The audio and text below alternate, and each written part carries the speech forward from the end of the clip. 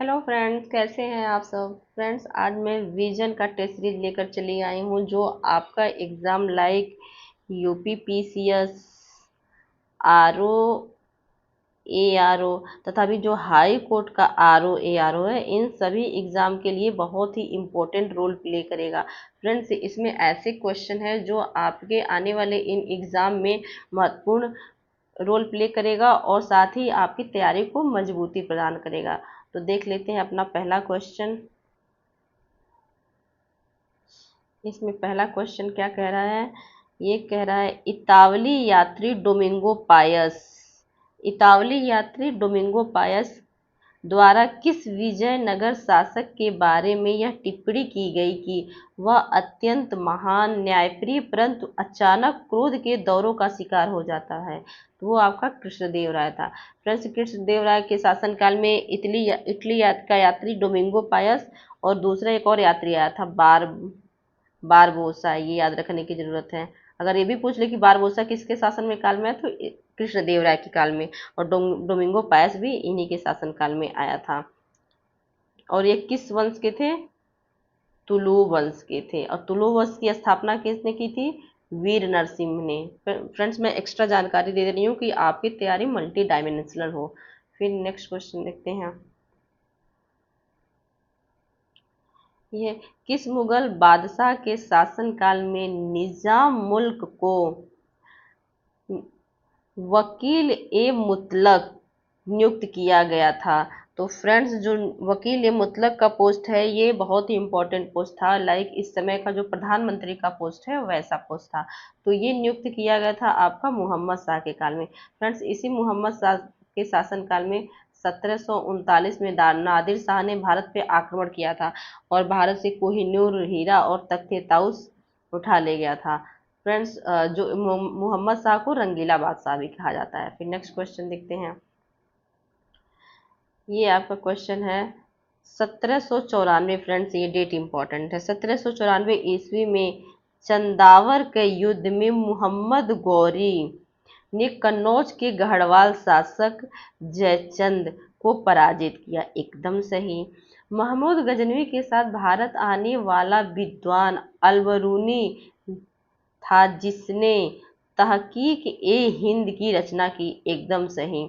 Friends, ये दोनों statement सही है और आपका ऑप्शन कौन सा सही हो जाएगा? सी। फ्रेंड्स, जो ये सही वाले जैसे स्टेटमेंट अगर सही है तो क्वेश्चन जो सही या गलत जो भी निशान लगाना, ये आप पीछे लगाना चाहिए, क्योंकि अगर आप यहाँ लगा दिए तो फ्रेंड्स एग्जाम हॉल में इतना प्रेशर होता है जब ओमार सीट भरनी होती है, तो तीसरा क्वेश्चन आया और आदमी पहले ही सही का निशान देखा तुरंत गोला भर देता है, तो ऐसे क्वेश्चन गलत हो जाते हैं। एक बार मेरा ऐसा गलत हुआ है, जबकि मैंने इधर लास्ट में सही ऑप्शन पर टिक किया था, लेकिन ये देखते ही ये गोला भर दी थी मैं।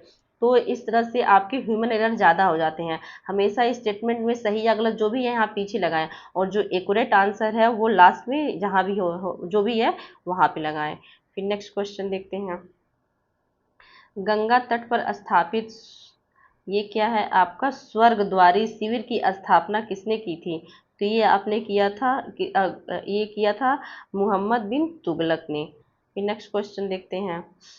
फ्रेंड्स, ये मिलान वाला क्वेश्चन है। ये जनरल वायसराय इधर नाम दिया है, महत्वपूर्ण घटना। तो लॉर्ड एलन बरो, ये आपका क्या किया था, दास्ता का उन्मूलन किया था। ये 1842 से 44 तक शासनकाल इसका था। लॉर्ड डलहौजी, ये सबको मालूम है, अवध का विलय किया था 1856 में, जो 1856 विलय किया, और ये किस आधार पे किया था? कुशासन के आधार पे। लॉर्ड वेलेजली, ये सबको मालूम है, आंग्ल मैसूर युद्ध जो चौथा हुआ था उसका करता धरता था ये लॉर्ड वेलेजली। और जानसोर ने हस्तक्षेप की नीति का पालन किया। तो आपका एक का आपका 4 हो जाएगा, एक का 4। एक ही में देखा जाए तो हमारे लोग एक ही मिलान से आंसर मिल गया था, फिर भी मैंने टोटल मिला दिया। फिर नेक्स्ट क्वेश्चन देखते हैं। ये आपका दिया है क्वेश्चन, अस्थाई अस्थाई बंदोबस्त तथा सूर्यास्त कानून के संदर्भ में निम्नलिखित कथनों पर विचार कीजिए। सूर्यास्त कानून अस्थाई बंदोबस्त से संबंधित था और इसमें जमींदारों को निर्धारित तिथि पर सूर्यास्त से पहले लगान जमा करना अनिवार्य था, बिल्कुल सही। अगर जमींदार एक निर्धारित तिथि पर सूर्यास्त से पहले अगर लगान जमा नहीं करते थे अंग्रेजों को, तो अंग्रेज क्या करते थे, उनकी जो जमींदारी है उसको जब्त कर लेते थे। तो इसी को सूर्यास्त कानून कहा जाता था। अस्थाई बंदोबस्त 1793 ईस्वी में लॉर्ड कॉर्नवालिस द्वारा लागू किया गया था, बिल्कुल सही। तो आपका ऑप्शन कौन सा सही होगा? सही विकल्प कौन सा है आपका? एक और दो दोनों सही, दोनों सही है, ऑप्शन सी। फिर नेक्स्ट क्वेश्चन देखते हैं। ये आधा ही क्वेश्चन इस पेज पे है। मध्यकालीन भारत में वह कौन शासक था जिसने मिश्रित धातु अलॉय के सिक्कों को समाप्त कर पर आधारित शुद्ध धातु पर आधारित सुव्यवस्थित मुद्रा प्रणाली की लागू की, जो आगे चलकर मुगल एवं ब्रिटिश काल दोनों के लिए आधार बनी? वो था आपका शेरशाह सूरी। फ्रेंड्स, शेरशाह सूरी को इसके जो मुद्रा प्रणाली है उसके लिए जाना जाता है। इसने सोने का क्या बनाया था, मतलब इसके पहले जो मिश्रित धातु थी उसकी सिक्के बनाए जाते थे, लेकिन इसने शुद्ध धातुओं का सिक्का बनाना से शुरू किया। जैसे सोने का क्या था, मुहर। चांदी का क्या था इस समय आपका जो है, रुपया। रुपया का प्रचलन किया शेरशाह सूरी ने, वो चांदी का था। और मुहर सोने का था। और तांबे का क्या था, टका। सॉरी, टका नहीं, दाम। सॉरी, जो दाम था शेरशाह सूरी काल के समय में जो दाम था वो तांबे का मुद्रा था। सोने का मुहर था, तांबे का दाम था और चांदी का रुपया था। तो ये शुद्ध धातु के सिक्के किसने जारी किए? शेरशाह सूरी ने। फिर नेक्स्ट क्वेश्चन देखते हैं आपका। चोल प्रशासन में अग्रहार स्वरूप स्वरूप के ग्रामों में स्थानीय शासन का दायित्व उस संस्था द्वारा निभाया जाता था, ग्राम सभा द्वारा। फ्रेंड्स, अग्रहार क्या था? चोल काल में जो ब्राह्मण थे, ब्राह्मणों साधुओं को जो भूमि दान दी जाती थी, वो उस भूमि को एक तरह से अग्रहार भूमि कहा जाता। और उसका जो प्रशासक था, वो लोग कौन प्रशासन करते थे? ये सभा करती थी। फिर नेक्स्ट क्वेश्चन देखते हैं। जैसे ये मिलान वाला क्वेश्चन है, सूफी संत का नाम दिया जाए, समकालीन शासक।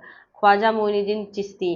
फ्रेंड्स, सबको मालूम है जो ख्वाजा मोइनुद्दीन चिश्ती हैं, वो मोहम्मद गोरी के साथ आए थे। और गोरी चंदावर के युद्ध में सॉरी, मोहम्मद वो गौरी तराइन के युद्ध में पृथ्वीराज चौहान से युद्ध किया था। तो जाहिर सी बात है, जब पृथ्वीराज चौहान गौरी के समकालीन थे, तो ख्वाजा मोइनुद्दीन चिश्ती के भी समकालीन रहे होंगे। तो एकदम सही है। निजामुद्दीन औलिया ये गयासुद्दीन तुगलक के शासनकाल का था। निजामुद्दीन औलिया के को ही निजामुद्दीन औलिया और गयासुद्दीन तुगलक के बीच में संबंध अच्छे नहीं थे, क्योंकि जो गयासुद्दीन तुगलक था वो निजामुद्दीन औलिया को एक धार्मिक पद देना चाहता था अपने शासन में, और निजामुद्दीन औलिया कोई भी शासन में पद लेने से मना कर दिए थे। तो इन लोग के बीच में संबंध अच्छा नहीं था। तो खिलजी वंश का जो अंतिम शासक था खुसरो शाह, उसने निजामुद्दीन औलिया को बहुत सारा संपत्ति दिया था, दान दिया था अपने प्रशासन में अपना नाम कमाने के लिए। तो फिर जब गयासुद्दीन तुगलक शासक बना और गयासुद्दीन तुगलक का संबंध निजामुद्दीन औलिया से थोड़े खराब हो गए, तो वो क्या किया, जब बंगाल अभियान पे था तो उसने संदेश भिजवाया निजामुद्दीन औलिया को कि आप क्या कीजिए, खुसरो शाह द्वारा जो भी आपको संपत्ति दिया गया सारा वापस कर दीजिए, नहीं तो मैं आ रहा हूँ, आपको मतलब बख्शूंगा नहीं, जो भी दंड देना होगा दूंगा। तो फिर निजामुद्दीन औलिया ने भी संदेश भिजवाया कि दिल्ली अभी दूर है, मतलब कि अभी आप बंगाल से आ रहे हैं, दिल्ली अभी दूर है, आपको यहाँ आने में पता नहीं क्या क्या हो जाएगा। तभी से ये मुहावरा फेमस हो गया कि दिल्ली दूरो अस्ति, मतलब दिल्ली अभी दूर है। तो ये निजामुद्दीन औलिया के संदर्भ में गयासुद्दीन तुगलक ने ही कहा था। तो ये भी सही है, ये भी सही है। फ्रेंड्स, ये मैंने थोड़ा डिटेल में स्टोरी इसलिए बता दिया कि एक कॉन्सेप्ट के रूप में याद रहेगा, कि एक मुहावरे के रूप में सब लोग कहते हैं दिल्ली दूर है, दिल्ली दूर है, तो ये कहाँ से इसका ओरिजिन हुआ? तो निजामुद्दीन औलिया ने ही कहा था गयासुद्दीन तुगलक के परिप्रेक्ष्य में। तो आपका ऑप्शन दोनों सही है। तो कौन सा सही हो जाएगा? जी, ऑप्शन ए और दो दोनों सही है। फिर नेक्स्ट क्वेश्चन देखते हैं। भारत के राष्ट्रपति के संसदीय कार्यों के संदर्भ में निम्नलिखित कथनों पर विचार कीजिए। राष्ट्रपति संसद के किसी भी सदन को संदेश भेज सकता है तथा उस विषय पर सदन शीघ्र विचार करता है। बिल्कुल सही। आर्टिकल 86 के तहत जो राष्ट्रपति वह सदन को संदेश भेज सकता है। राष्ट्रपति राज्यसभा के लिए साहित्य, विज्ञान, कला एवं समाज सेवा के क्षेत्र में 12 सदस्यों को मनोनीत करता है। बिल्कुल सही। आर्टिकल 80 के अंतर्गत, आर्टिकल 80 के अंतर्गत जो राष्ट्रपति है राज्यसभा में 12 सदस्यों को मनोनीत करता है। राष्ट्रपति लोकसभा का अध्यक्ष नियुक्त करता है। गलत। लोकसभा का जो अध्यक्ष होता है उसकी नियुक्ति लोकसभा के सदस्यों द्वारा ही की जाती है, न कि राष्ट्रपति द्वारा। तो ये गलत हो जाएगा। तो आपका ऑप्शन कौन सा सही है, कौन सा सही है? एक और दो, एक और दो, ऑप्शन ए सही हो जाएगा। फिर नेक्स्ट क्वेश्चन देखते हैं। राज्यसभा के सदस्यों के निर्वाचन के संदर्भ में निम्नलिखित कथनों पर विचार कीजिए। राज्यसभा के निर्वाचित सदस्य राज्य विधानसभाओं के निर्वाचित सदस्यों द्वारा आनुपातिक प्रतिनिधित्व प्रणाली के अंतर्गत एकल संक्रमणीय मत पद्धति से चुने जाते हैं। बिल्कुल सही। ये इसका इंग्लिश हो जाएगा प्रोपोर्शनल रिप्रेजेंटेशन। तो ये आपका एकदम बिल्कुल सही है। जो राज्य के विधानसभा के सदस्य होते हैं वही क्या करते हैं, जो राज्यसभा के सदस्य हैं उनका चयन करते हैं। और चयन किस आधार पर करते हैं, मतलब निर्वाचन किस आधार पर करते हैं? वो आनुपातिक प्रतिनिधित्व और एकल संक्रमणीय मत पद्धति के अनुसार। तो बिल्कुल सही है। राज्यसभा के सभी सदस्यों को समान प्रतिनिधित्व दिया जाता है। बिल्कुल गलत। राज्यसभा में सभी राज्यों को समान प्रतिनिधित्व नहीं दिया जाता। जैसे उत्तर राज्यसभा में उत्तर प्रदेश का कितना सीट है? 31 है। गुजरात का कितना है? 11 है। तो राजस्थान का कितना है? 12 है। तो इस तरह से सभी राज्यों का अलग अलग। तो इसमें दिया राज्यसभा में सभी राज्यों को समान प्रतिनिधित्व, तो गलत हो जाएगा। यही एग्जाम्पल मैंने दे दिया, किसी का 31 है, किसी का 11 है, किसी का 12, तो ये गलत हो जाएगा। राज्यसभा के कुछ सदस्य राष्ट्रपति द्वारा मनोनीत होते हैं। बिल्कुल सही। अभी मैंने बताया आर्टिकल 80 के अंतर्गत। फ्रेंड्स, ये जब कहीं कोई क्वेश्चन है तो उससे रिलेटेड आर्टिकल वहीं तैयार कर लेना चाहिए। अगर अलग से आर्टिकल तैयार करेंगे तो कभी नहीं याद होगा। तो आर्टिकल 80 के तहत जो राष्ट्रपति होते हैं वो 12 सदस्यों को मनोनीत करते हैं राज्यसभा में। तो ये आपका बिल्कुल सही है। तो आपका ऑप्शन कौन सा सही हो जाएगा? एक और दो, सॉरी दो तो गलत है, एक और तीन। ऑप्शन बी सही, एक और तीन। फिर नेक्स्ट क्वेश्चन देखते हैं। राज्यसभा के पीठासीन उपाध्यक्षों, इसका हो जाएगा पैनल ऑफ वाइस चेयरपर्सन के संबंध में निम्नलिखित कथनों पर विचार कीजिए। फ्रेंड्स, ये पैनल ऑफ वाइस चेयरपर्सन क्या है ये बता देती हूँ। फ्रेंड्स, राज्यसभा में सभापति होते हैं जो क्या करते हैं, सभा का संचालन करते हैं। इनकी अनुपस्थिति में उप सभापति सभा का संचालन करते हैं। जब उप सभापति भी अनुपस्थित हैं इनकेस, तो जो पैनल ऑफ जो क्या करते हैं वाइस चेयरपर्सन है, इसमें से कोई एक सदस्य क्या करता है, इस सभा का संचालन करता है। तो इसीलिए इसका गठन किया जाता है। तो क्या कह रहा है स्टेटमेंट? पीठासीन उपाध्यक्षों का पैनल राज्यसभा के सभापति द्वारा नामित किया जाता है। बिल्कुल सही। और ये सदस्य सभापति और उप सभापति दोनों की अनुपस्थिति में सदन की कार्यवाही का संचालन करते हैं। बिल्कुल सही। अभी मैंने बताया।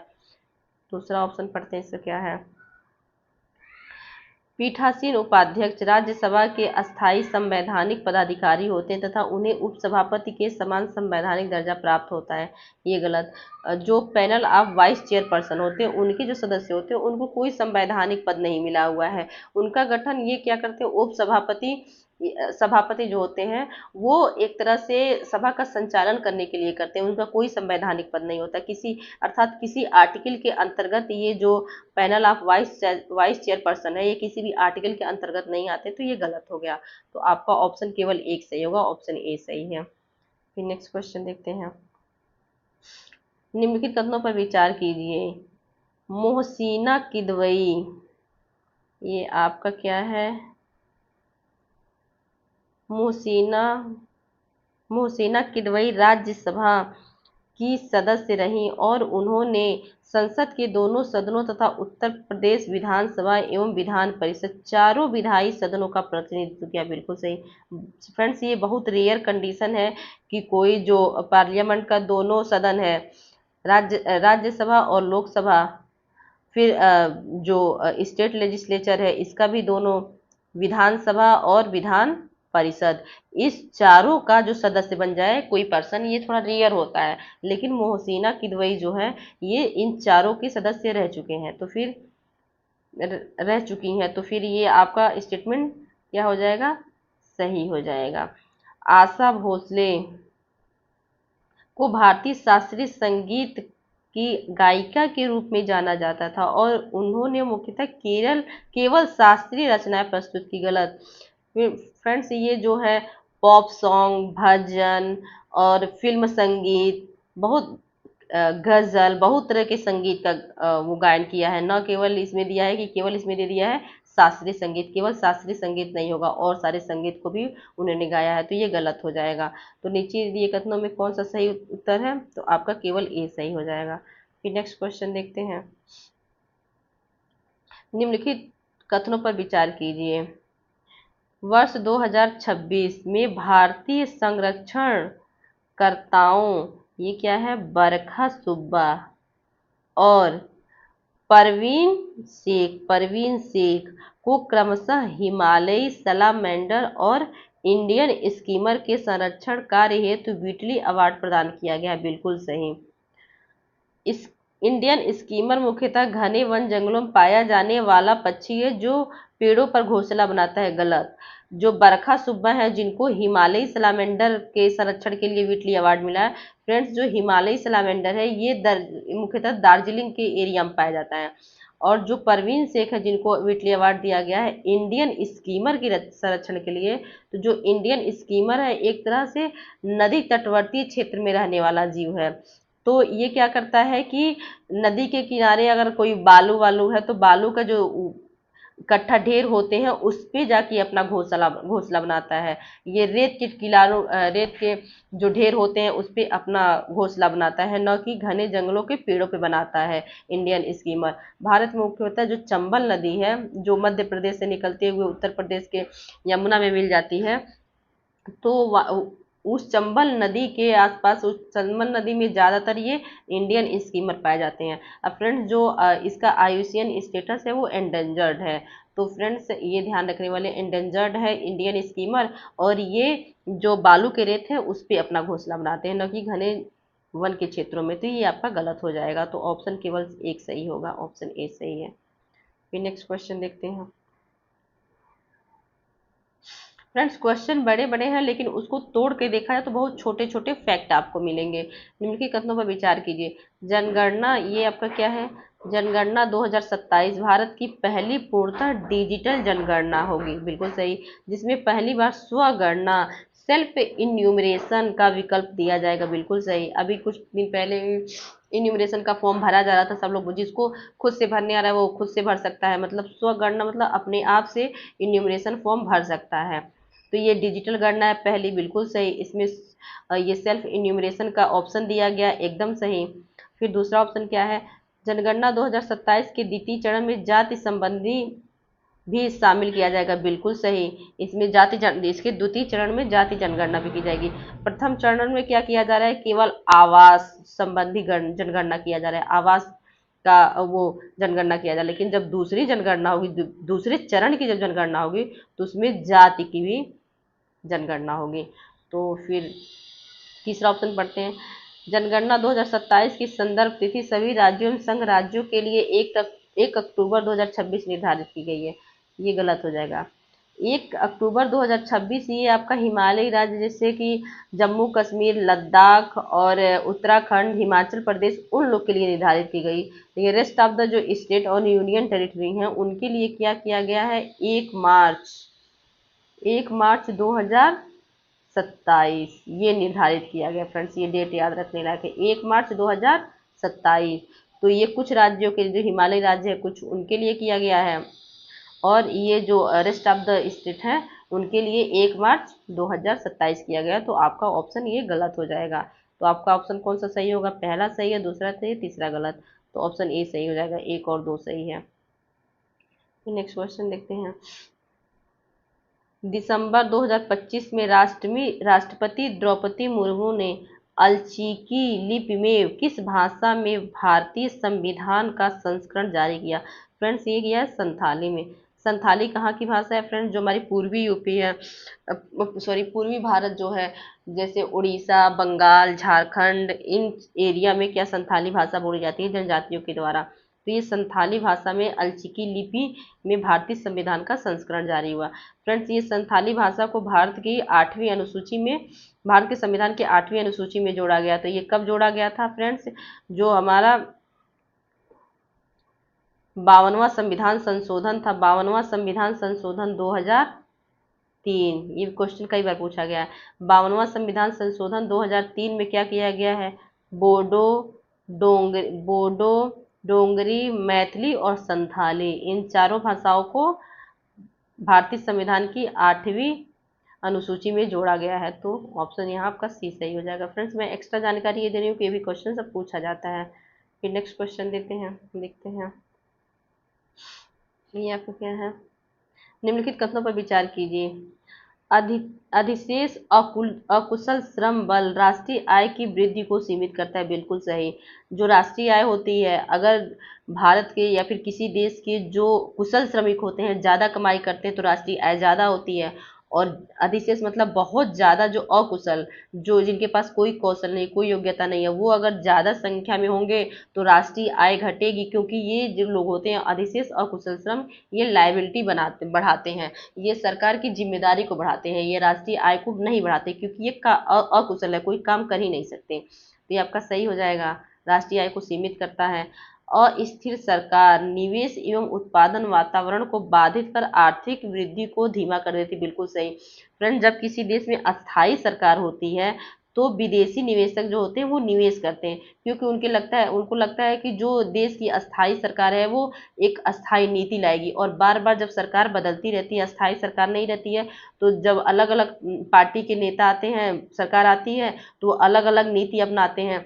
जैसे कि कुछ जो पार्टी होती है वो क्या करती है, पूंजीवाद को बढ़ावा देती है, तो वहीं कहीं दूसरी सरकार आ गई, वो पूंजीवाद को बढ़ावा ना देके समाजवाद को बढ़ावा देने लगे, ये साम्यवाद को बढ़ावा देने लगे। तो इसलिए जो होती है, जो अस्थिर सरकार होती है, वो निवेश और उत्पादन के वातावरण को बाधित करती है, क्योंकि निवेशक उससे भयभीत हो जाता है। बार बार अगर सरकार बदलती है तो वो निवेश को और उत्पादन को बाधित कर आर्थिक जो वृद्धि है उसको धीमा कर देती है। विदेशी पोर्टफोलियो निवेश एफपीआई का अत्यधिक अनुपात पूंजी पलायन के जोखिम को बढ़ाकर राष्ट्रीय आय पर नकारात्मक प्रभाव डालता है।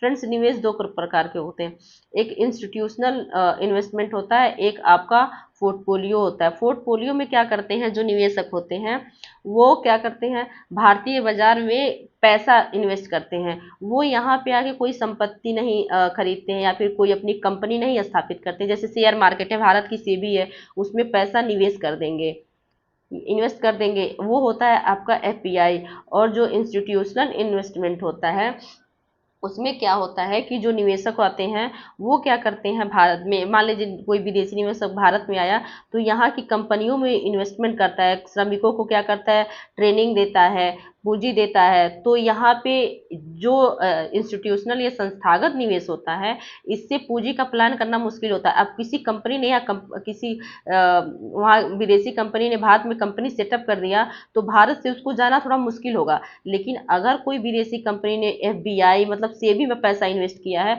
तो जब चाहे तब निकाल के भारतीय बाजार से लेके चली जाए अमेरिका के बाजार में, फिर या फिर किसी और विदेशी बाजार में इन्वेस्ट करने लगे।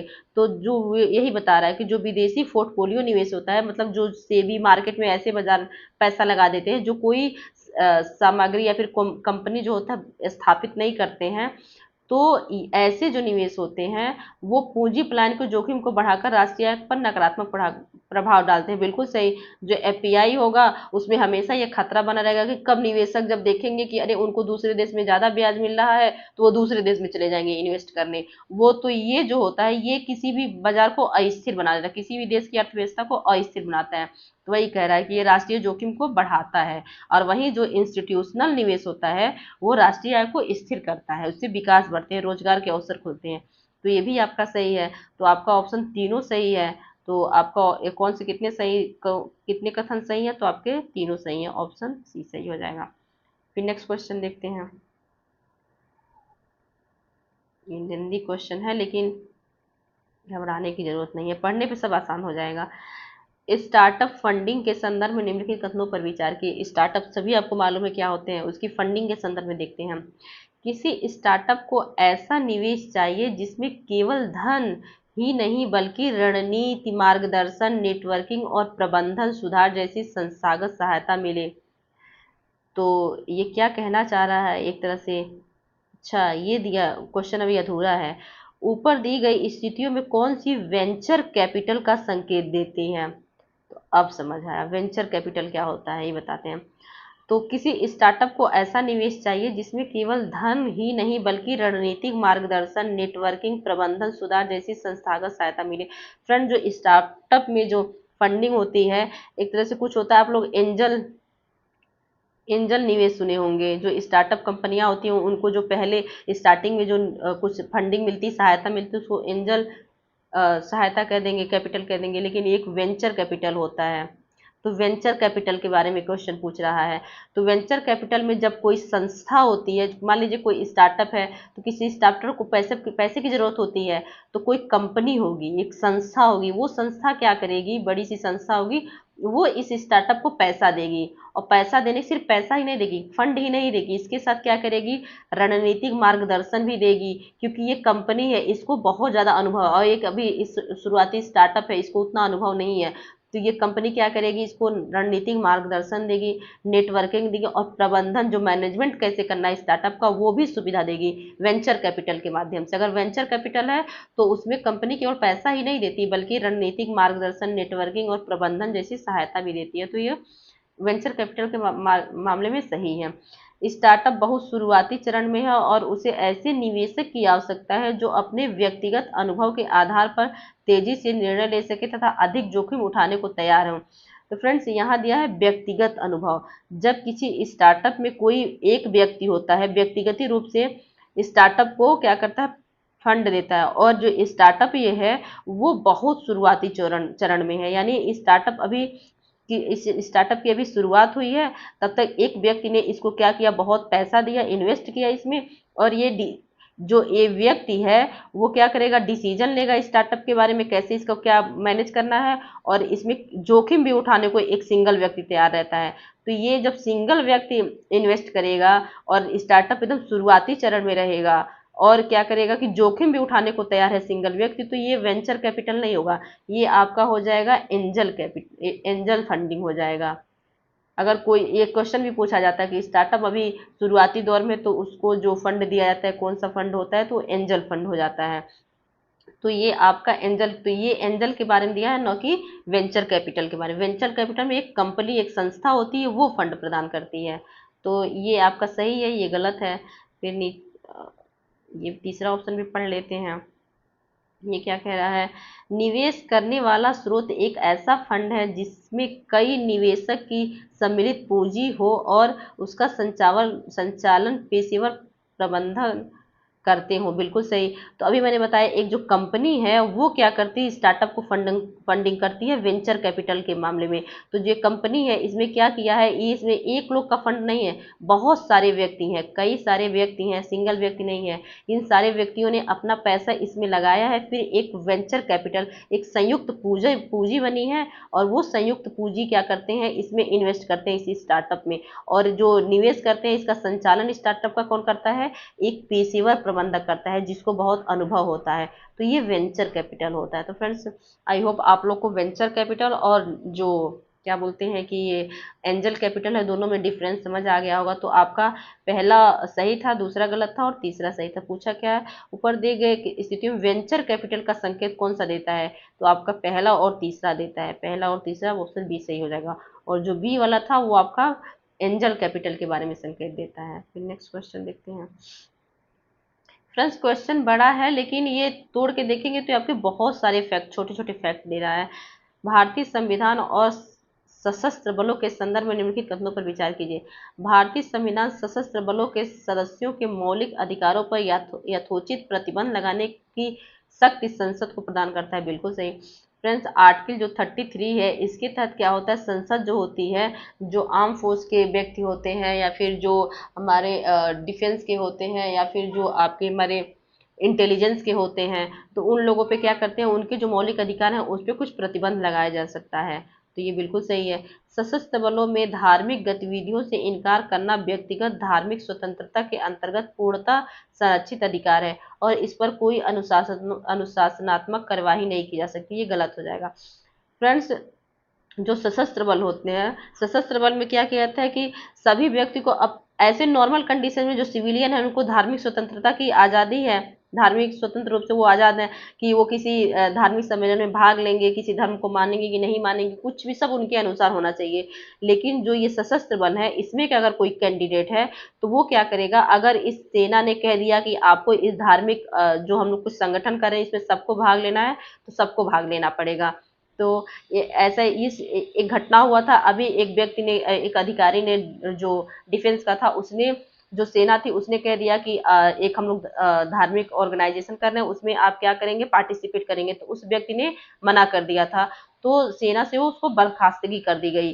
तो ये जो व्यक्ति था वो क्या किया, ये व्यक्ति क्या किया, सुप्रीम कोर्ट में उसने एक याचिका दी कि जो मेरी बर्खास्तगी है उसको आप समाप्त कर दें। क्यों? क्योंकि धार्मिक मेरा जो कि मैं किसी धार्मिक सम्मेलन में भाग लूं या न लूं ये मेरी अपनी स्वतंत्रता है। तो वही ये दे रहा है कि जो एक आर्म फोर्स का व्यक्ति है उसकी स्वतंत्रता और एक जो सिविलियन है उसकी धार्मिक स्वतंत्रता में अंतर है। तो ये कह रहा है कि आप मतलब कि इसमें दिया है कि इस व्यक्ति पर कोई अनुशासनात्मक कार्रवाई नहीं की जा सकती, गलत की जा सकती है। तो ये एक तरह से जो व्यक्ति है, जो एक सशस्त्र बल का व्यक्ति है, उसकी धार्मिक स्वतंत्रता को भी प्रतिबंधित किया जा सकता है, इसका कहने का मतलब है ये है।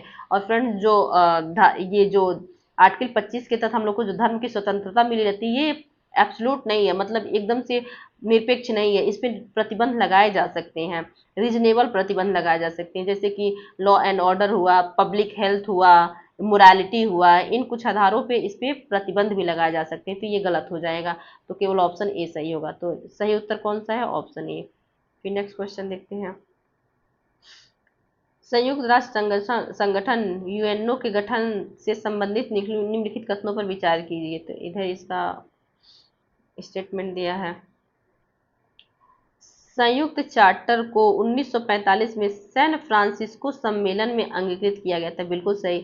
1945 के सैन फ्रांसिस्को सम्मेलन में संयुक्त चार्टर को अपनाया गया जिसके तहत यूएनओ की स्थापना हुई थी। 24 अक्टूबर 1945 को यूएनओ की स्थापना हुई थी। तो सब फ्रेंड्स सबको मालूम होती है कि सबको ये मालूम होता है कि 1945 में यूएनओ की स्थापना हुई थी, लेकिन किस सम्मेलन में हुए थे? San Francisco. यहाँ भी एक फैक्ट मिल गया। तो ये ऑप्शन सही है। संयुक्त राष्ट्र नाम देने का श्रेय ब्रिटिश प्रधानमंत्री विंस्टन चर्चिल को जाता है। गलत। ये जो अमेरिकन प्रेसिडेंट थे रूजवेल्ट को जाता है, न कि विंस्टन को। प्रधानमंत्री जो वहाँ के हैं, क्या ब्रिटिश प्रधानमंत्री हैं, उनको नहीं जाता है, ये अमेरिकन प्रेसिडेंट रूजवेल्ट को जाता है। तो ये गलत हो जाएगा, ऑप्शन ए सही होगा। तो फिर नेक्स्ट क्वेश्चन देखते हैं। ये क्वेश्चन पूछा गया, किस वायसराय के काल में ब्रिटिश दमनकारी नीतियों के विरुद्ध भारतीय राष्ट्रवाद ने पहली बार स्पष्ट रूप से अंकुरित होना प्रारंभ किया? ये दिखा रहा है कि किस वायसराय के शासनकाल में जो दमनकारी नीति थी उसके विरुद्ध में भारत में पहली बार राष्ट्रवाद का अंकुरण हुआ। तो ये था आपका लॉर्ड लिटन। फ्रेंड्स, जो लॉर्ड लिटन का काल था वो आपका 1876 से 78 तक या 80 तक था। तो फ्रेंड्स, इसने क्या किया था, कितने सारे ऐसे कार्य किए थे जिससे कि भारतीयों में इसके प्रति रोष आ गया और राष्ट्रवाद पनपा। तो ये आपका था वर्नाकुलर प्रेस एक्ट, ये लाया था 1878 में।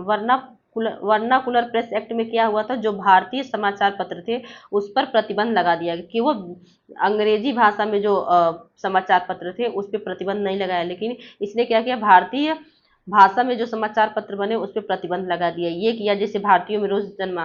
फिर दूसरा किया, जो सिविल सेवा की जो आयु थी उसको 21 साल से घटा के 19 साल कर दिया। ये इसलिए किया कि भारतीय कम से कम सिविल सेवा में जा सकें। तो इसने ये काम किया जिससे भारतीयों में रोष आ गया। फिर क्या किया, आर्म्स एक्ट लाया। आर्म्स एक्ट ये 1878 में लाया। आर्म्स एक्ट में इसने क्या किया कि भारतीयों के पास लाइसेंस से भी लेस अधिकार नहीं रखना है, अब सॉरी ये हथियार नहीं रखना है, मतलब कि कोई भारतीय हथियार नहीं रख सकता, ये आर्म्स एक्ट के तहत। इससे भी भारतीयों में रोष आ गया। फिर इसने क्या किया, 1876 और 78 के बीच में भारत में बहुत भयंकर अकाल आया था, लेकिन इसने अकाल को ध्यान न रख के 1877 में क्या किया, दिल्ली दरबार का आयोजन किया, और दिल्ली दरबार में बहुत भव्य आयोजन किया गया जिसमें बहुत ज्यादा पैसा खर्च हुआ। तो इतने सारे दमनकारी नीति उसने अपनाए थे लॉर्ड लिपन ने। तो इसीलिए भारत में क्या किया, इसके प्रति राष्ट्रवाद का अंकुरण हुआ। फ्रेंड, जो राष्ट्रवाद का प्रारंभिक अंकुरण माना जाता है ये लॉर्ड लिटन है, सॉरी लॉर्ड लिटन के जो शासनकाल में जो दमनकारी नीतियां अपनाई गई उनके लिए राष्ट्रवाद का अंकुरण हुआ। फ्रेंड्स, ये मैंने सारी दमनकारी नीतियां इसलिए बता दी कि ये सारे भी क्वेश्चन पूछे जाते हैं कि ये किसके शासनकाल में हुआ था। फिर नेक्स्ट क्वेश्चन देखते हैं।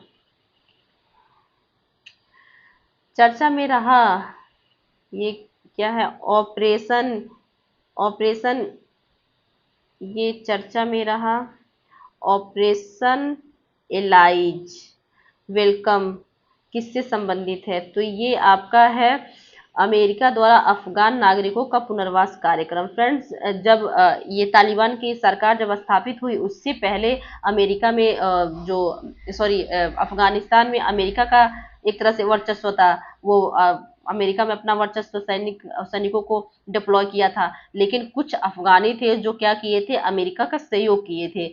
तो उन्हीं अब तालिबान का शासन आ गया है, तो तालिबान उनका उत्पीड़न न करे इसलिए क्या किया, अमेरिका ने उन अफगानों को अपने वहां पुनर्वास कार्यक्रम लाया कि आप लोग मेरा पुनर्वास कीजिए। तो ये आपका ऑपरेशन एलाइज वेलकम ये अमेरिका द्वारा अफगान नागरिकों का पुनर्वास कार्यक्रम है। ऑप्शन बी सही हो जाएगा। फिर नेक्स्ट क्वेश्चन देखते हैं।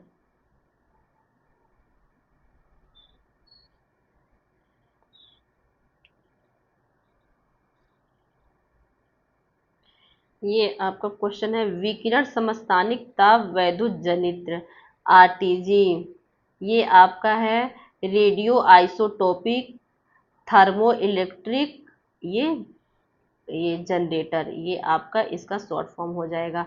आरटीजी के संदर्भ में निम्नलिखित कथनों पर विचार कीजिए। आरटीजी में विद्युत उत्पादन नाभिकीय विखंडन अभिक्रिया द्वारा होता है, बिल्कुल गलत। जो फ्रेंड्स कुछ ऐसे पदार्थ होते हैं जो रेडियो एक्टिव तत्व होते हैं, वो आपको मालूम है विकिरण छोड़ते हैं। तो जैसे हमारी पृथ्वी के अंदर भी कुछ ऐसे रेडियो एक्टिव पदार्थ हैं जिनके विकिरण से पृथ्वी के अंदर कुछ हॉट स्पॉट पाए जाते हैं जहाँ से मैग्मा का उत्सर्जन होता है। तो वैसे जो पदार्थ होते हैं वो रेडियो उत्सर्जन करते हैं और इसी ऊष्मा को क्या किया जाता है, एक तरह से इलेक्ट्रिक में कन्वर्ट कर दिया जाता है। तो यहाँ पे कोई नाभिकीय विखंडन नहीं होता, तो ये गलत हो जाएगा। फिर दूसरा ऑप्शन देखते हैं। आरटीजी का उपयोग ऐसे अंतरिक्ष अभियानों में किया जाता है जहाँ सौर ऊर्जा पर्याप्त मात्रा में उपलब्ध नहीं होती। फ्रेंड्स, जो अंतरिक्ष अभियान होते हैं जहाँ सैटेलाइट को बहुत दूर तक भेजा जाता है, जहाँ सूर्य का प्रकाश नहीं पहुँचता है, जैसे कि मान लीजिए बहुत दूर के ग्रहों पर भेजा जाए। जैसे एक आपका अब ये अब एक मतलब ये ऑपरेशन है वॉयजर वॉयजर इसके द्वारा जो सैटेलाइट छोड़े जाते हैं इस मिशन के द्वारा। तो इसमें क्या किया गया है, जो प्रकाश की किरणें बहुत पहुंच नहीं पाती हैं इतने दूर तक, तो ये उसके लिए एनर्जी जनरेट करने के लिए या आरटीजी का प्रयोग किया जाता है। तो इसमें ऐसे पदार्थ रख दिए जाते हैं जिससे रेडियो उत्सर्जन होता विकिरण होता रहे और हम लोग को एनर्जी मतलब सैटेलाइट को एनर्जी मिलती रहे। तो ये आपका बिल्कुल सही है। आरटीजी में प्रायः प्लूटोनियम 238 की रेडियोधर्मी क्षय से ऊष्मा का उत्पादन किया जाता है। तो देखिए प्लूटोनियम प्लूटोनियम 238 ये भी आपका रेडियो एक्टिव तत्व है। तो ये क्या करेगा, रेडिएशन छोड़ेगा और इस रेडिएशन से ऊष्मा उत्पन्न होगी और उस ऊष्मा को जो आरटीजी है वो इलेक्ट्रिक मतलब विद्युत में कन्वर्ट कर देगा। तो ये भी आपका ऑप्शन सही है। तो आपका 2 और 3 सही है, एक गलत है। तो आपका ऑप्शन कौन सा सही हो जाएगा, बी, 2 और 3 सही है। फिर नेक्स्ट क्वेश्चन देखते हैं। प्रेशर कुकर में भोजन पकाने की प्रक्रिया के संदर्भ में निम्नलिखित कथनों पर विचार कीजिए। प्रेशर कुकर के भीतर दाब बढ़ाने से जल का क्वथनांक बढ़ जाता है, बिल्कुल सही। ज्यादा ऊष्मा पे पानी उबलता है जिससे खाना जल्दी पकता है।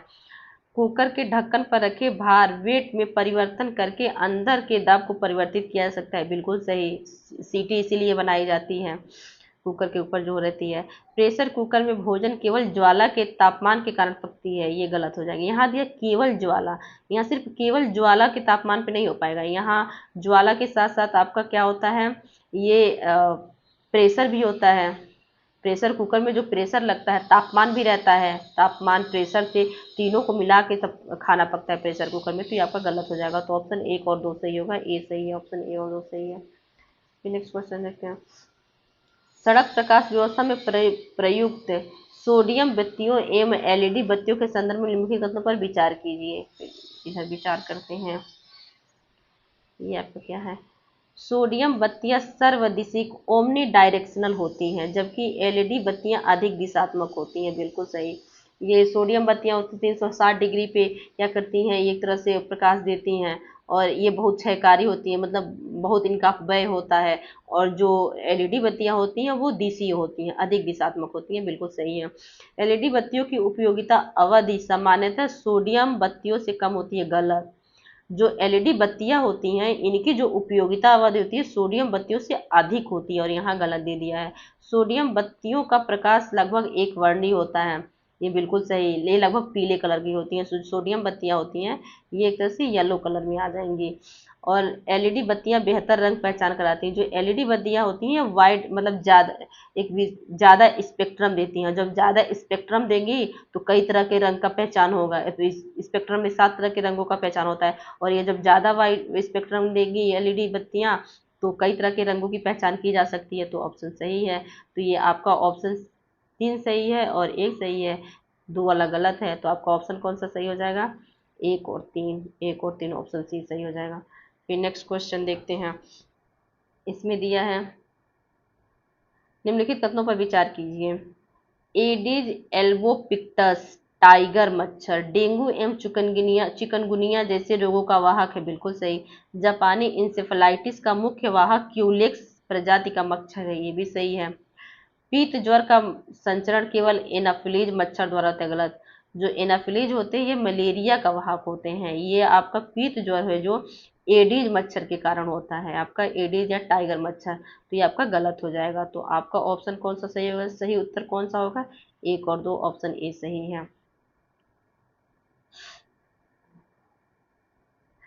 निम्नलिखित कथनों पर विचार कीजिए। मैरास्मस रोग बच्चों में प्रोटीन एवं कैलोरी की गंभीर कमी के कारण उत्पन्न होता है। बिल्कुल सही। ग्रीन सल्फर बैक्टीरिया अवरक्त की विकिरण का उपयोग कर प्रकाश संश्लेषण करती है। बिल्कुल सही। गहरे समुद्र में ये ग्रीन सल्फर बैक्टीरिया होती हैं जो अवरक्त विकिरण का प्रयोग करके प्रकाश संश्लेषण कर लेती हैं। टायरोसिन अमीनो अम्ल मुक्त मूलकों के विरुद्ध प्रमुख प्रतिरक्षी के रूप में कार्य करता है। गलत।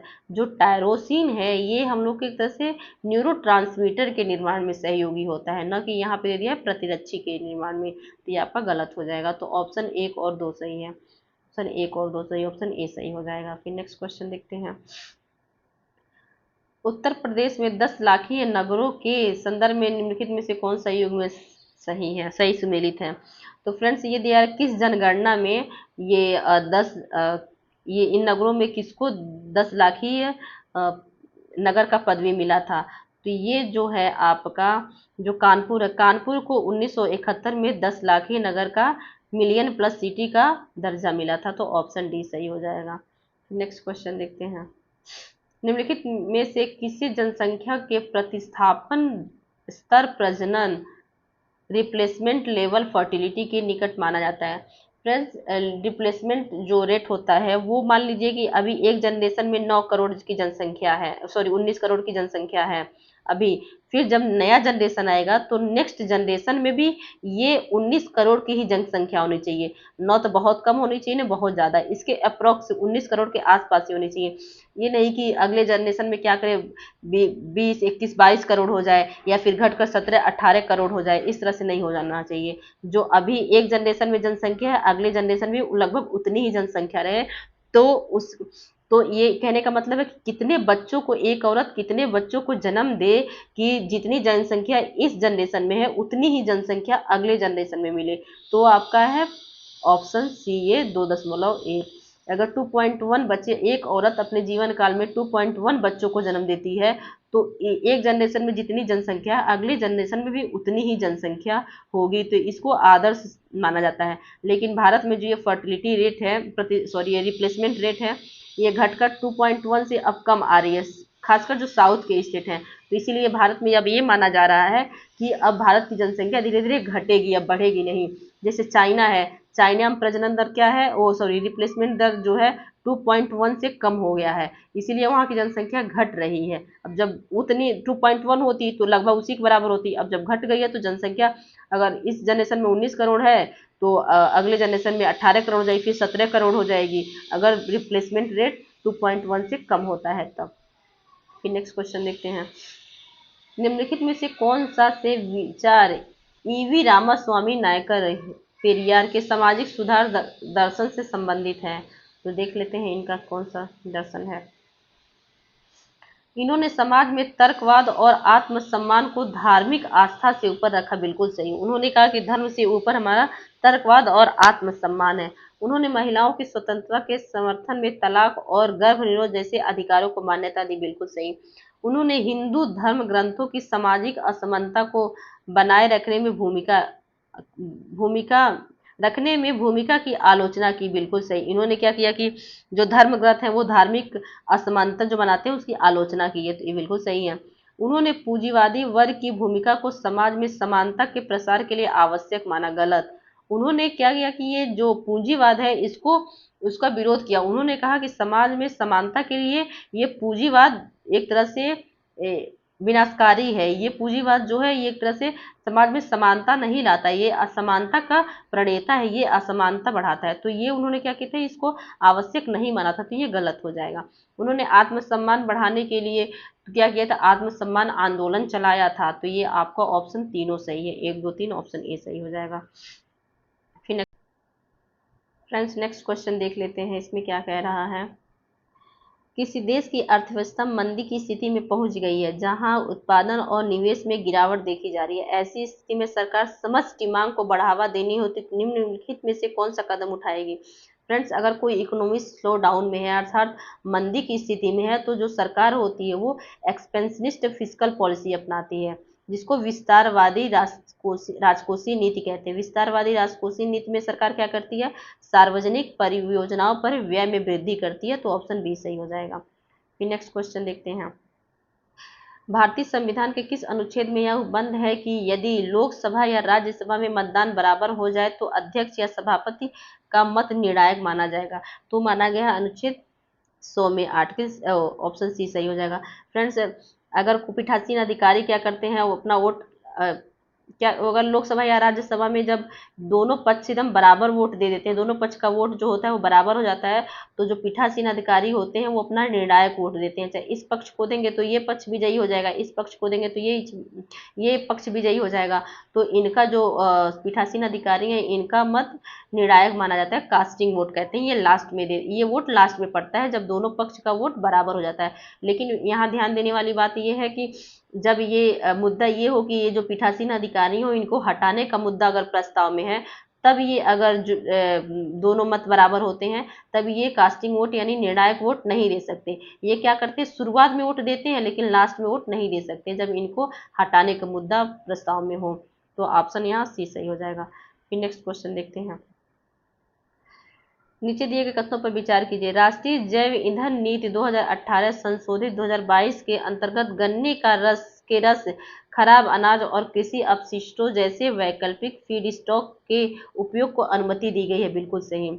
सतत पहल का उद्देश्य 2G एथेनॉल उत्पादन को बढ़ावा देना है, विशेषकर पेट्रोलियम रिफाइनरियों के उपयोग के लिए, गलत। जो सतत पहल है इसके माध्यम से क्या किया गया है, बायोगैस कॉम्प्रेस्ड बायोगैस है उसको बढ़ाकर सतत जो किफ़ायती परिवहन है उसको बढ़ावा देने की बात कही है, कॉम्प्रेस्ड बायोगैस को बढ़ावा देने की बात कही है, तो यहाँ ये गलत हो जाएगा। प्रधानमंत्री जीवन योजना 2G एथेनॉल की उत्पादन क्षमता को प्रोत्साहित करने हेतु आरंभिक की गई थी, बिल्कुल सही है। 2G जो एथेनॉल है उसको बढ़ावा देने के लिए जीवन योजना का प्रारंभ किया गया था, 2019 में इसको किया गया था, तो ये भी सही है, ये भी सही है। तो आपका ऑप्शन कौन सा सही हो जाएगा, 1 और 3 ऑप्शन ए सही हो जाएगा। निम्नलिखित में से कौन सा मानव शरीर के लिए सबसे अधिक घातक है।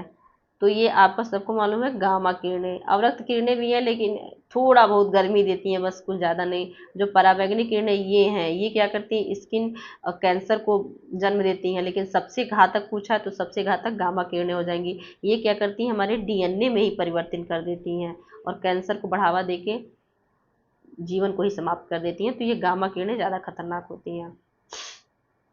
तो ये आपका, ये आप देखते हैं क्वेश्चन, ये नेक्स्ट क्वेश्चन देखते हैं। क्लोरोफ्लोरोकार्बन, हैलोन्स और कार्बन टेट्रा क्लोराइड ओजोन परत को क्षति पहुंचाने वाले प्रमुख पदार्थ हैं। बिल्कुल सही। इन पदार्थों में उपस्थित क्लोरीन और ब्रोमीन परमाणु स्ट्रेटोस्फीयर में पहुंचकर ओजोन O3 परमाणुओं का अपहरण करते हैं। बिल्कुल सही। जब ये O3 में पहुंचते हैं, ये जो पदार्थ हैं, जब वो स्ट्रेटोस्फीयर में पहुंचते हैं तो क्या करते हैं, इनसे क्लोरीन, ब्रोमीन और क्लोरीन ये अलग हो जाते हैं और क्या करते हैं, O3 से क्रिया करके O2 में कन्वर्ट कर देते हैं और O3 का विघटन करने लगते हैं। O3 आपका ओजोन है, सबको ओजोन लेयर है जो सबको पता है कि पराबैंगनी किरणों को पृथ्वी पर आने से रोकता है। तो ये क्या करते हैं, परमाणुओं को अपघटित करते हैं, क्षय करने लगते हैं। तो आपका ऑप्शन ए सही हो जाएगा। ए और दोनों सही है, आर ए की सही व्याख्या भी करता है, ऑप्शन ए सही हो जाएगा।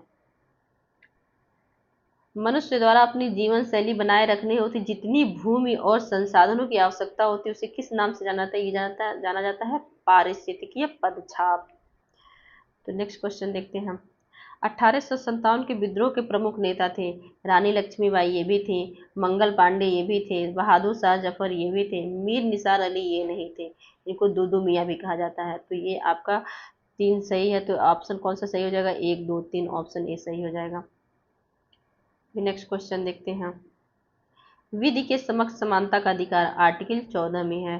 धर्म के आधार पर भेदभाव से सुरक्षा, ये आपका अनुच्छेद 15 में है। अवसर की समानता अनुच्छेद 16 में है। अस्पृश्यता का अंत अनुच्छेद 17 में है। सब सीधे सीधे मैच है, तो ऑप्शन ए सही हो जाएगा, 1 2 3 4। ये देखते हैं, ये मिलान वाले क्वेश्चन है। अनुच्छेद दिया और प्रावधान दिया है। अनुच्छेद 50, ये आपका अनुच्छेद 50 होता है विधायिका से न्यायपालिका और कार्यपालिका का पृथक्करण। तो ये दिया है न्यायपालिका और विधायिका के बीच पृथक्करण। ये पहले का हो जाएगा, ए का 2 हो जाएगा। ये 1 मिनट, ये ए का आपका ऑप्शन 2 हो जाएगा। अनुच्छेद 143, तो इसमें क्या कहेगा, सर्वोच्च न्यायालय का सलाहकार क्षेत्राधिकार। तो ये क्या करता है, इस अनुच्छेद 143 अनुच्छेद के अंतर्गत जो सुप्रीम कोर्ट है वो राष्ट्रपति को सलाह देता है। अगर राष्ट्रपति सलाह मांगते हैं तो ये सलाहकारी क्षेत्राधिकार हो जाएगा सुप्रीम कोर्ट का। तो ए का आपका 2 हो जाएगा, ए का 2 और बी का 4, दोनों मिल रहे हैं। अनुच्छेद 61 में क्या है, ये राष्ट्रपति पे जो महाभियोग लगते हैं वो ये महाभियोग का ही है, राष्ट्रपति में महाभियोग लगता है वो 61 के अंतर्गत। तो आपका सी का 1 हो जाएगा। और आर्टिकल 320 इसमें क्या है, इसमें लोक सेवा आयोग के कार्य हैं। तो ये आपका डी का 3 हो जाएगा, ये सही हो जाएगा। तो ऑप्शन ए सही हो जाएगा।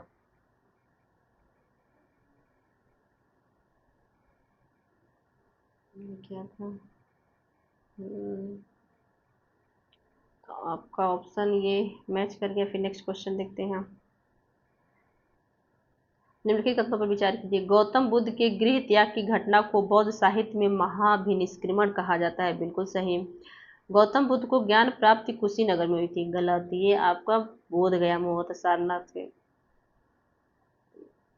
ये आपका महात्मा गौतम बुद्ध की प्राप्ति कहाँ हुई थी, बोध गया में हुई थी, बिहार के। सॉरी, मैंने गलती सारनाथ बोल दिया, बिहार में बोध गया में हुई थी। तो ये आपका ये गलत हो जाएगा। तो ऑप्शन ए सही है, ऑप्शन ए केवल 1 सही है। फिर नेक्स्ट क्वेश्चन देखते हैं। निम्नलिखित कथनों पर विचार कीजिए। अमरावती स्तूप का निर्माण सातवाहन काल में हुआ। बिल्कुल सही। सांची स्तूप का निर्माण मूलतः गुप्त काल में हुआ। गलत। ये मौर्य काल में, अशोक के काल में हुआ था। तो ये गलत हो जाएगा, कि हम मौर्य काल होना चाहिए था। तो ऑप्शन ए सही हो जाएगा। फिर नेक्स्ट क्वेश्चन देखते हैं। निम्नलिखित में कौन सा परवर्ती हड़प्पीय पुरास्थल पंजाब में स्थित है। तो आलमगीरपुर सबको मालूम है मेरठ में है, राखीगढ़ी हरियाणा में, बनावली भी हरियाणा में, ये दधेरी बजता है। तो ये आपका पंजाब में, ये ऑप्शन सही हो जाएगा। कभी कभी एलिमिनेशन मेथड से भी आंसर मिल जाता है। तो ये ऑप्शन बी सही हो जाएगा। फिर नेक्स्ट क्वेश्चन देखते हैं। ऋग वैदिक धर्म की प्रमुख विशेषता क्या थी? इसमें ये थी बहुदेववाद, क्योंकि ये अग्नि की भी पूजा करते थे, इंद्र की भी पूजा करते थे, सोम की पूजा करते थे, वरुण की पूजा करते थे, तो ये बहुदेववाद सही है। नेक्स्ट क्वेश्चन देखते हैं। वैदिक साहित्य का सही कालानुक्रम क्या है? पहले ये ऑप्शन यही सही होगा, संहिताएं, ब्राह्मण, अरण्यक, फिर उपनिषद आए, तो ये सही कालानुक्रम में है, तो ऑप्शन ए सही हो जाएगा। फिर नेक्स्ट क्वेश्चन देखते हैं। भारतीय वास्तुकला में सुर्खी के प्रयोग का प्रारंभ किसके काल में माना जाता है? तो ये माना जाता है कुषाण काल में। फ्रेंड्स, ये सुर्खी क्या है? सुर्खी जो पक्की ईंट होती है, पक्की ईंट का जो एक तरह से बुरादा होता है, जैसे कि चूर्ण होता है, जिसको चूर्ण बोलते हैं, जो पक्की ईंटों का जो चूर्ण बना दिया जाता था और इस चूर्ण का प्रयोग कंस्ट्रक्शन के काम में किया जाता था, तो उसी को सुर्खी कहा जाता है, तो ऑप्शन ए सही हो जाएगा, कुषाण काल में। फिर नेक्स्ट क्वेश्चन देखते हैं। निम्नलिखित कथनों पर विचार कीजिए। 44वें संविधान संशोधन अधिनियम द्वारा संपत्ति के अधिकार को मौलिक अधिकार से हटा दिया गया। बिल्कुल सही। इससे 44वां संविधान संशोधन ये 1978 में हुआ था। इससे पहले 1978 से पहले जो संपत्ति का अधिकार था वो मौलिक अधिकार था। 19 क्लॉज 1 सब क्लॉज एफ के अंतर्गत ये मौलिक अधिकार था, तो 44वां संविधान संशोधन में इसको समाप्त कर दिया गया। देखते हैं। वर्तमान में संपत्ति का अधिकार भारतीय संविधान के अंतर्गत एक वैधानिक अधिकार है। बिल्कुल सही। आर्टिकल 301 के अंतर्गत अब अब क्या किया गया है? संपत्ति के अधिकार को रखा गया, तो ये वैधानिक अधिकार है, तो आपका ऑप्शन सी सही हो जाएगा। 1 और 2 दोनों सही है। निम्नलिखित में से कौन सा भारतीय संविधान के मूल कर्तव्यों में शामिल है? राष्ट्रीय ध्वज एवं राष्ट्रगान का आदर करना। बिल्कुल सही। भारत की समग्र संस्कृति की गौरवशाली परंपरा का संरक्षण करना। बिल्कुल सही।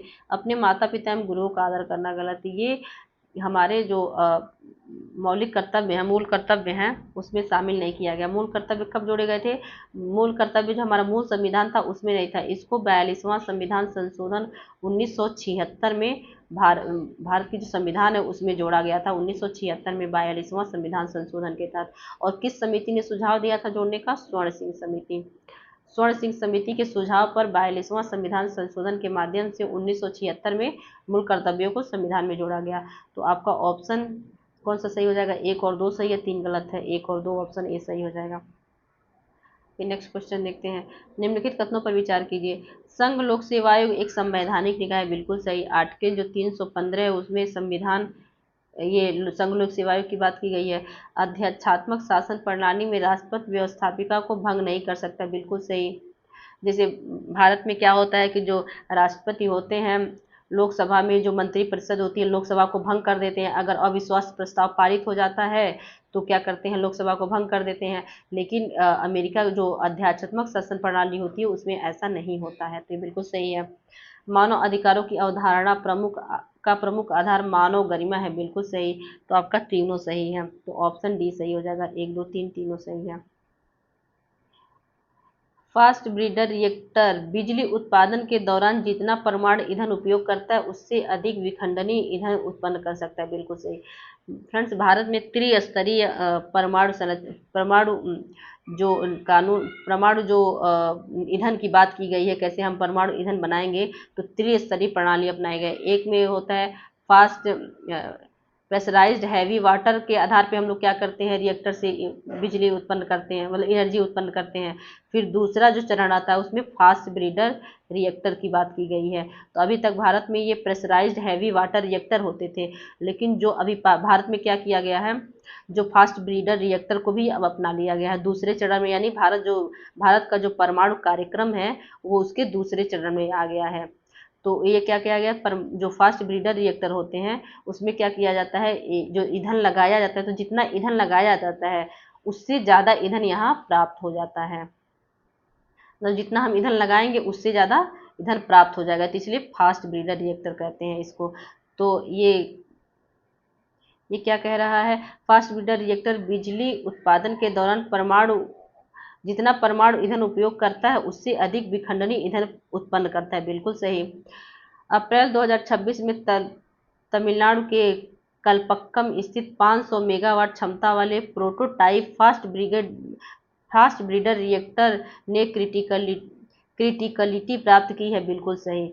तो अभी भारत में ये पहला फास्ट ब्रीडर रिएक्टर स्थापित किया गया तमिलनाडु के ये पलकप्पम में, तो ये भी सही है। तो ऑप्शन आपका एक और दो दोनों सही हो जाएगा, दोनों सही है। फ्रेंड्स, भारत ने अपना त्रिस्तरीय परमाणु कार्यक्रम अपनाया, जिसमें प्रेशराइज्ड हैवी वाटर रिएक्टर पहले चरण में लगते थे, दूसरे चरण में क्या करते हैं फास्ट ब्रीडर रिएक्टर लगते हैं, और तीसरे चरण में जो रिएक्टर रहेंगे वो आपके थोरियम बेस्ड होंगे, थोरियम बेस्ड।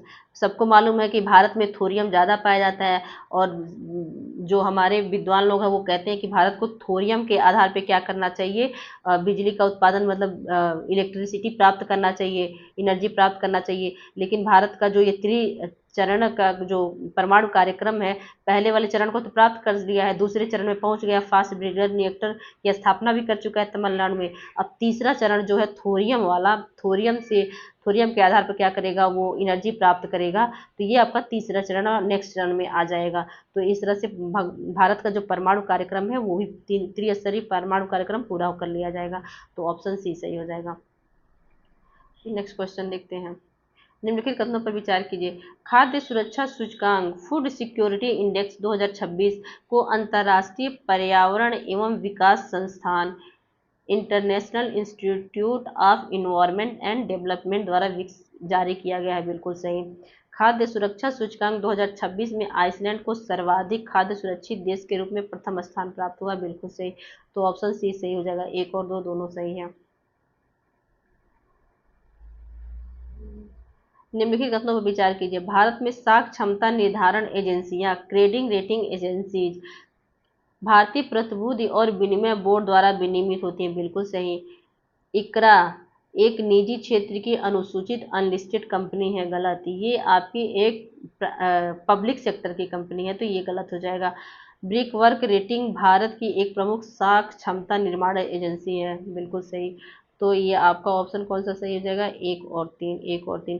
फ्रेंड, जैसे विश्व की जैसे क्रेडिट रेटिंग एजेंसियां होती हैं, जैसे कि आपका स्टैंडर्ड एंड पुअर और सारी जो क्रेडिट रेटिंग एजेंसियां होती हैं, वैसे भारत में भी क्रेडिट रेटिंग एजेंसियां हैं, जिसमें इकरा आता है, ब्रेकवर्क आता है, केयर आता है, क्रिसिल आता है। अक्सर आप लोग लोन लेने पे जो क्रिसिल का अक्सर देखते होंगे नाम, तो फिर ये आपका ऑप्शन सी सही हो जाएगा। फिर नेक्स्ट क्वेश्चन देखते हैं।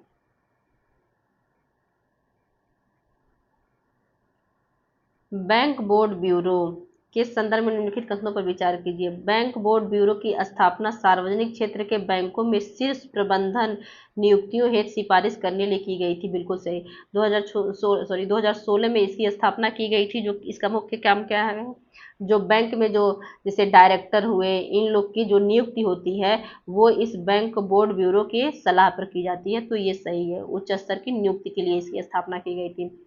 भारतीय रिजर्व बैंक का गवर्नर बैंक बोर्ड ब्यूरो का पदेन अध्यक्ष होता है, गलत।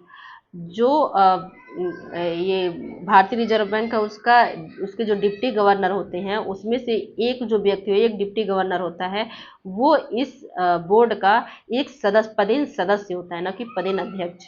तो वो पदेन सदस्य होता है, वो भी डिप्टी गवर्नर। तो ये आपका ये गलत दे दिया है। बैंक बोर्ड ब्यूरो सार्वजनिक क्षेत्र के बैंकों को पूंजी जुटाने एवं रणनीति निर्माण में सहायता प्रदान करता है, बिल्कुल सही। तो आपका ऑप्शन कौन सा सही हो जाएगा, एक और तीन, एक और तीन, ऑप्शन सी सही हो जाएगा। फिर नेक्स्ट क्वेश्चन देखते हैं। निम्नलिखित कथनों पर विचार कीजिए। अक्टूबर 2024 में भारत सरकार ने असमिया, प्राकृत एवं बंगाली भाषाओं को शास्त्रीय भाषा का दर्जा दिया, बिल्कुल सही। ये आपको दिया था, असमिया था, प्राकृत था, यहाँ पाली भी था। असमिया, प्राकृत, पाली, बंगाली और मराठी, इन 5 भाषाओं को शास्त्रीय भाषा का दर्जा दिया, तो ये सही है। वर्तमान में भारत में कुल 11 भाषाओं को शास्त्रीय भाषा का दर्जा प्राप्त है, बिल्कुल सही। तो आपका ऑप्शन कौन सा सही रहेगा, सी, एक और दो दोनों सही है। एनी बेसेंट के संदर्भ में निम्नलिखित ग्रंथों पर विचार कीजिए। उन्होंने 1916 ईस्वी में Akhil Bharatiya home rule league की स्थापना की, बिल्कुल सही। वे भारतीय राष्ट्रीय कांग्रेस की अध्यक्ष बनने वाली प्रथम महिला थी, बिल्कुल सही। जो 1917 का कलकत्ता अधिवेशन हुआ था कांग्रेस का, उसकी अध्यक्षता श्रीमती एनी बेसेंट ने किया था, तो ये आपका सही हो जाएगा। थियोसॉफिकल सोसाइटी की स्थापना एनी बेसेंट द्वारा की गई थी, गलत। मैडम एचपी ब्लावत्स्की, वो और कर्नल अर्काट थे, वो दोनों मिलकर 1875 में इसकी स्थापना किए थे, तो ये गलत हो जाएगा। तो ये जो एनी बेसेंट थी, ये थियोसॉफिकल जो सोसाइटी थी इससे संबंधित थी, न कि इसकी संस्थापक थी, तो ये गलत हो गया। तो आपका एक और दो दोनों सही हो जाएगा, ऑप्शन ए सही। नेक्स्ट क्वेश्चन देखते हैं हम। निम्नलिखित कथनों पर विचार कीजिए। इल्बर्ट बिल विवाद ने भारत में यूरोपीय नस्ली अहंकार को उजागर किया। 1883 में इल्बर्ट बिल आया, इसको लाया था लॉर्ड रिपन ने। लॉर्ड रिपन भारत में सबसे अच्छा वायसराय माना जाता है, इसने ये इल्बर्ट बिल लाया। इसके तहत ये प्रावधान किया गया, जो भारतीय जज हैं, भारतीय जज क्या करेंगे, वो अंग्रेजों के मुद्दों को भी देख सकते हैं। तो अंग्रेज इसका विरोध करने लगे। उनका मानना था कि जो अंग्रेज हैं ये नस्ल में हमसे बहुत नीचे आते हैं, बहुत लो स्तर के हैं, तो वो हम लोग उच्च स्तर के नस्ल में बहुत उच्च श्रेणी के हैं, तो वो अंग्रेज जो बहुत हीन हैं वो हमारा मुद्दा कैसे देख सकते हैं। तो अंग्रेजों ने विरोध किया, तो इस बिल को निरस्त कर दिया गया। तो ये इल्बर्ट बिल विवाद भारत में यूरोपीय नस्ली अहंकार को उजागर किया, बिल्कुल सही, उजागर किया। फिर दूसरा ऑप्शन देखते हैं।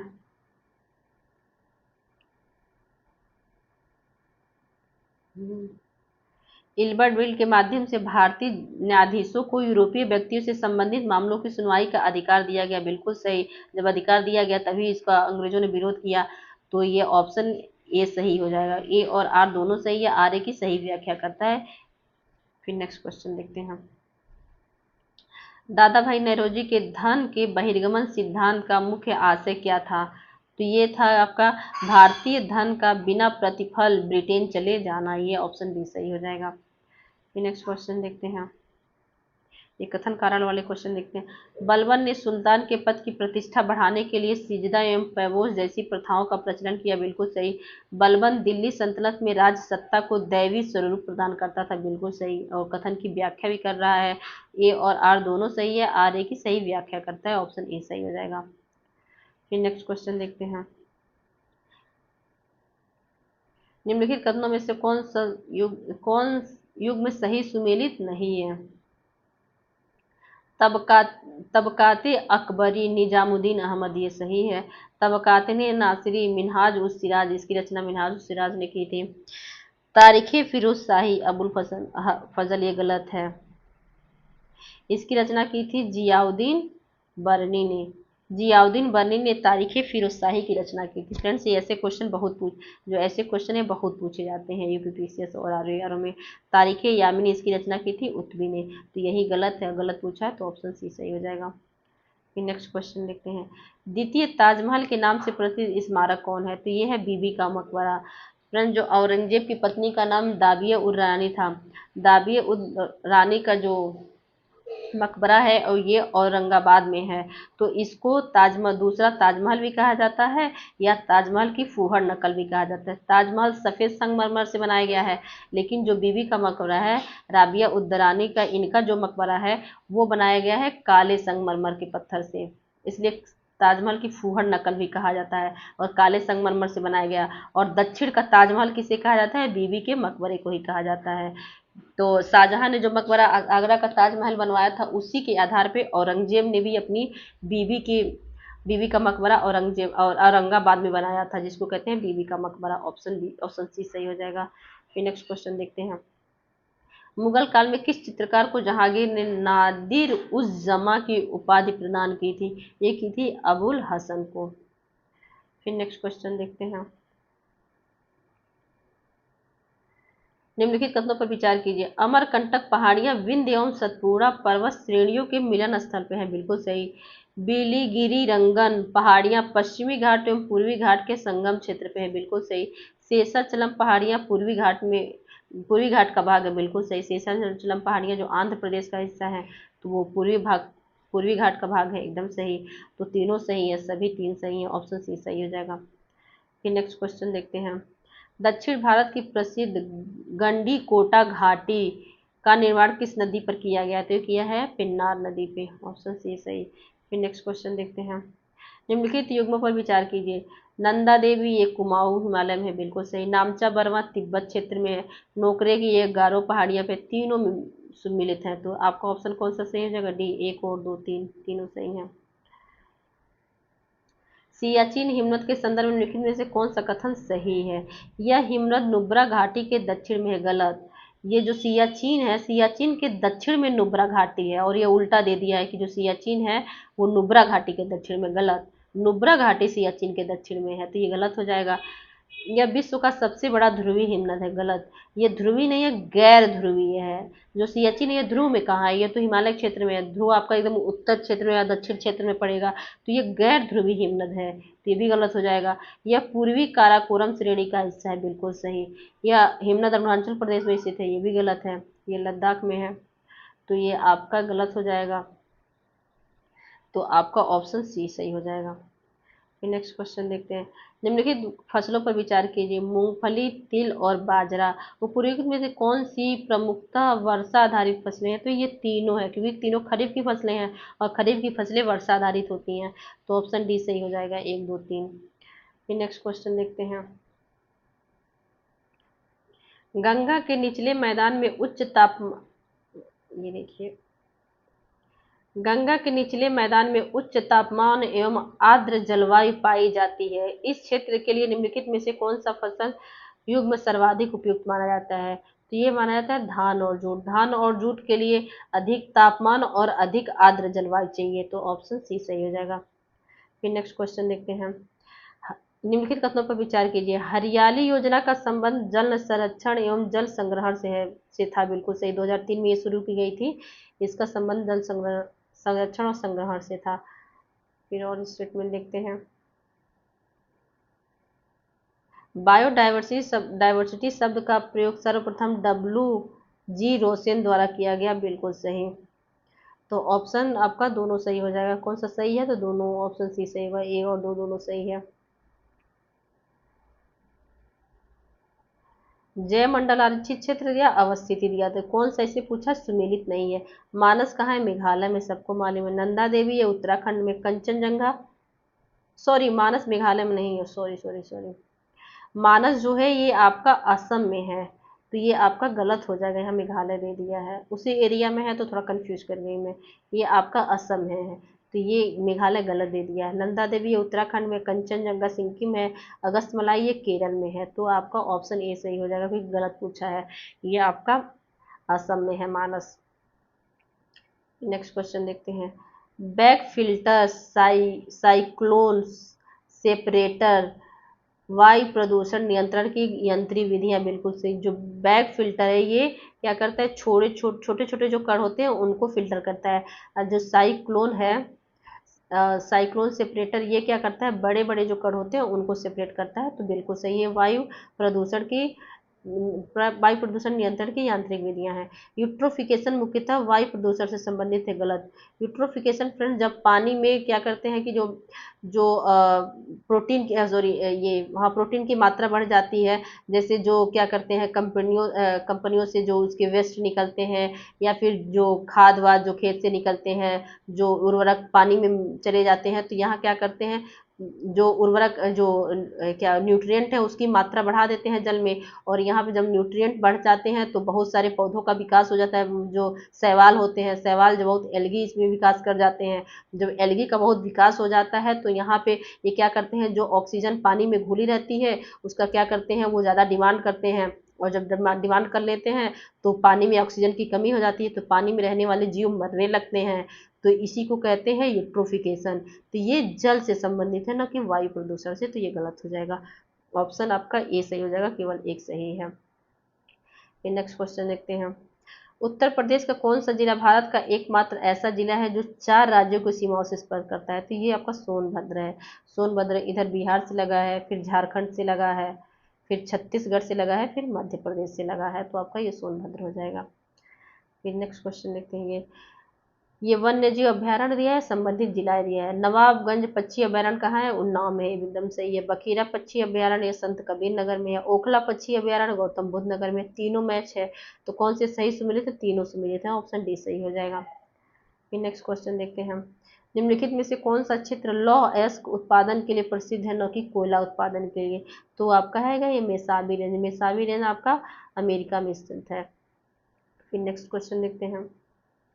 निम्नलिखित स्थानीय पवनों में से कौन सी पवन सहारा मरुस्थल से होकर भूमध्य सागरीय क्षेत्रों की ओर जाती है?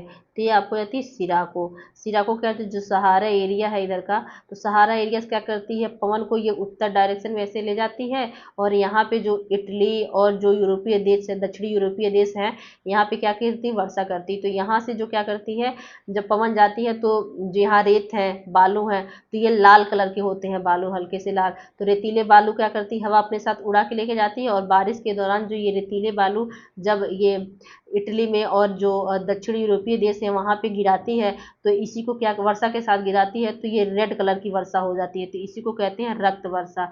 तो दक्षिणी यूरोपीय देश में यही सिराको जो है, यही क्या करती है? वर्षा के साथ वो रेड कलर के जो बालू है उसको भी गिराती है। तो ये यूरोपीय क्षेत्र में भूमध्य सागरीय प्रदेश में इसको क्या कहा जाता है? रेड वर्षा, मतलब रेड वर्षा ना, ये ब्लड वर्षा कहा जाता है, ये तरह से खूनी वर्षा कहा जाता है इसको। तो आपका ऑप्शन सी सही जगह सिराको। चौथा ये 74 क्वेश्चन देखते हैं। अजरबैजान की पूर्वी सीमा कैस्पियन सागर से मिलती है, इसलिए इसे पूर्णतः भू आबद्ध देश नहीं माना जाता। बिल्कुल सही, क्योंकि इसकी जो सीमा है वो कैस्पियन सागर से लगती है, तो ये लैंडलॉक कंट्री नहीं हुआ। तो ये ऑप्शन सी सही, ये स्टेटमेंट सही है। दूसरा स्टेटमेंट देखते हैं। यूरोपीय महाद्वीप में उसके कुल क्षेत्रफल की तुलना में मैदानी भाग का क्षेत्रफल सर्वाधिक है। बिल्कुल सही। जो यूरोपीय महाद्वीप है इसके कुल क्षेत्रफल में सबसे ज़्यादा कौन सा? मैदान का जो क्षेत्रफल है सबसे ज़्यादा है, यही कह रहा है। तो ऑप्शन ये सही है, ये कथन सही कह रहा है। तो ऑप्शन कौन सा सही हो जाएगा? वो पहला कथन भी सही था, तो ऑप्शन सी सही हो जाएगा। एक और दो, दोनों सही है। फिर ये क्वेश्चन देख लेते हैं हम। निम्नलिखित कथनों पर विचार कीजिए। आंध्र प्रदेश भारत का सबसे बड़ा केला उत्पादक राज्य है। बिल्कुल सही। केला एक भूमध्य सागरीय जलवायु का प्रदेश है। गलत। केला जो है एक उष्णकटिबंधीय जलवायु का क्षेत्र है। फ्रेंड्स, भूमध्य सागरीय जलवायु की में ऐसे फल आते हैं जो सामान्यतः खट्टे होते हैं, खट्टे फल आते हैं। जैसे आपका अंगूर हो गया, जैसे यूरोप के जो ये आपका भूमध्य सागर के आसपास के जो इधर के क्षेत्र है, इटली, फ्रांस, ये सब है। तो इसमें क्या होता है कि ये भूमध्य सागरीय फल पाए जाते हैं, जैसे अंगूर हो गया, संतरे हो गए, और खट्टे फल पाए जाते हैं फ्रेंड्स। तो ये जो ये खट्टे फल जो अभी मैंने बताया, जो सिराको हवा हो जाती है इधर से, क्या करती है? ये भूमध्य सागर है, तो यहाँ क्या करती है? वर्षा करती है, और जो ये खूनी वर्षा करती है तो इन फलों को बहुत नुकसान करती है। तो जो खट्टे फल होते हैं प्रायः ये होते हैं आपके भूमध्य सागरीय प्रदेश के फल। तो जो भूमध्य सागरीय जलवायु होती है, भूमध्य सागरीय जलवायु की प्रमुख पहचान क्या होती है? भूमध्य सागरीय जलवायु के क्षेत्र में क्या होता है? ठंडी में वर्षा होती है। सामान्यतः हम लोग की तरफ गर्मी में वर्षा होती है, लेकिन भूमध्य सागरीय जलवायु के क्षेत्र में क्या होता है? भूमध्य सागरीय जलवायु क्षेत्र कौन है? ये भूमध्य सागर के आसपास के क्षेत्र, जैसे नीचे का फ्रांस, इटली, ये साइप्रस, इधर के जो क्षेत्र हैं ये भूमध्य सागरीय जलवायु क्षेत्र में आते हैं। और यहाँ पे क्या करते हैं? ठंडी में वर्षा होती है और गर्मी शुष्क होती है। तो ये ऐसे ही केला सबको मालूम है कि ये हम लोग के एरिया में पाया जाता है, मतलब भारत के क्षेत्र में, उष्णकटिबंधीय क्षेत्र में। और ये वर्षा क्या होती है? गर्मी में वर्षा होती है, और ठंडी में वर्षा नहीं होती है, उसमें इसका उत्पादन होता है। और भूमध्य सागरीय जलवायु में क्या होता है? ठंडी में वर्षा होती है, गर्मी में प्रायः शुष्क रहता है गर्म मौसम। तो फ्रेंड्स, यहाँ अपना वीडियो कंप्लीट करते हैं, समाप्त करते हैं। फिर मिलते हैं नेक्स्ट वीडियो में।